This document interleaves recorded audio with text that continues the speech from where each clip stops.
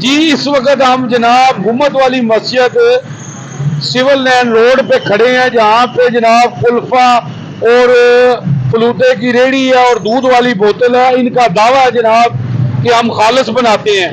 तो जनाब आए उनसे पूछते हैं। जी अस्सलाम वालेकुम। वालेकुम सलाम। आप क्या नाम है जी आपका? जी मेरा नाम मोहम्मद शहजाद है। मोहम्मद शहजाद साहब, आप क्या कहते हैं जनाब? सर मैं अपना कुल्फा फलूदा और दूध वाली बोतल तैयार करता हूँ। मेरा चैलेंज है पूरे जेलम को, मेरी चीज़ को कोई गलत साबित कर दे या 2 नंबर साबित कर दे, मैं 50,000 रुपया नकद इनाम दूंगा।